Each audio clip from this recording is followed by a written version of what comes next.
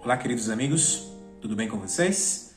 Nós estamos iniciando os 10 dias de oração e nós teremos a oportunidade e o privilégio de estarmos conectados juntos e termos aí o privilégio de reunir nossa família no horário que você consiga reunir sua família para ouvir essas meditações durante os 10 dias de oração. A ideia é que você possa orar junto com a sua família, clamar junto em família e, consequentemente, clamar pelo Espírito Santo na sua vida. Hoje, eu gostaria que você abrisse a palavra de Deus no livro de Lucas, no capítulo 23. Evangelho de Lucas, lá no capítulo 23, eu estou com a palavra de Deus aqui aberta, e o verso 56, ele diz assim: Então se retiraram para preparar aromas e bálsamos, e no sábado descansaram segundo o mandamento. Esse verso, ele é muito importante para entender quem é o nosso Deus. Um Deus que não muda. Quando nós olhamos para as pessoas, nós observamos que as pessoas têm a tendência a mudar de opinião. Hoje elas pensam algo, amanhã estão pensando outra coisa. Mudanças que podem acontecer rapidamente ou até mesmo delongar um pouco mais de tempo. Mas quando nós olhamos para o nosso Deus, nós observamos que o nosso Deus é um Deus que não muda. As pessoas tendem a pensar ou a falar ou a acreditar que Deus é um Deus que muda.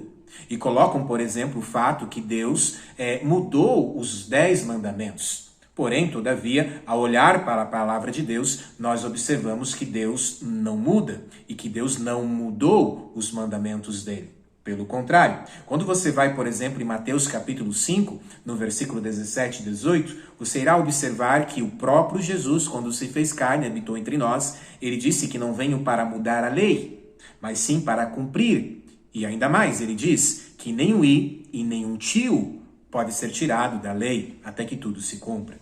Ou seja, o próprio Jesus deixou claro que ele não mudou.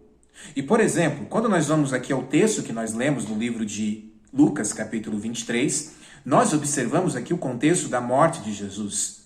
Alguns alegam que Jesus mudou o seu mandamento, ou mudaria o mandamento de Deus, pelo fato de sua morte e ressurreição. Porém, esse Jesus claramente nunca falou isso para os discípulos.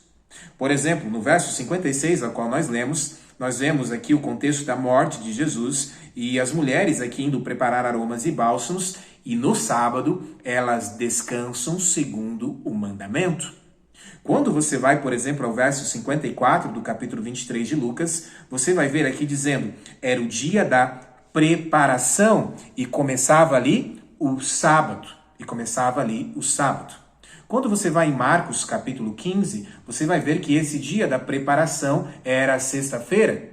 Ou seja, na sexta-feira, eles estão agora se preparando, tentando ali arrumar tudo que tem que arrumar para que possam descansar no sábado segundo o mandamento. A verdade é que quando Jesus veio a este mundo, Jesus não foi contrário à sua lei. Pelo contrário, Jesus foi contrário ao que os fariseus agora haviam colocado acima da sua lei. As 39 leis, por exemplo, em cima do sábado, aonde, consequentemente, o sábado, ao invés de ser deleitoso, passava-se a ser agora um fardo. E quando nós olhamos para o contexto da criação, nós vemos que Deus fez 3 coisas no sábado. Deus descansou nesse dia, por isso Deus o santificou esse dia e Deus abençoou esse dia. Eu costumo dizer que são 3 ingredientes para que eu seja um verdadeiro guardador do sábado. Eu preciso descansar, eu preciso santificar, mas esse dia também precisa ser uma bênção e não um fardo. Se eu deixar de fazer qualquer um desses 3 ingredientes, eu não estou guardando o sábado de uma maneira correta.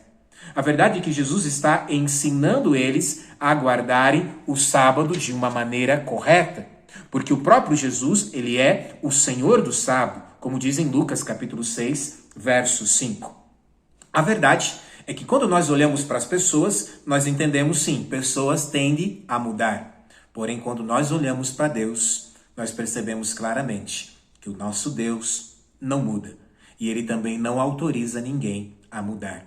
Basta você ir no livro de Apocalipse, capítulo 22, e você irá perceber que nada pode ser acrescentado e nada pode ser tirado.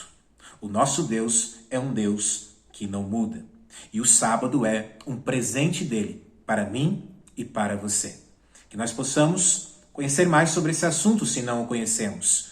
E que nós que conhecemos possamos realmente sermos fiéis guardadores do sábado. Deus te chama a ser um fiel guardador do sábado. Que Deus abençoe você e sua família e nos abençoe a ensinar sobre esse assunto para aqueles que talvez ainda não conhecem sobre esse presente de Deus para mim e para você. Feche seus olhos neste momento. Pai querido, obrigado, Deus, por esse presente que é o sábado do Senhor. Que o Senhor nos ilumine, que o Senhor nos capacite a cada vez mais sermos fiéis guardadores do sábado. Em nome de Jesus. Amém.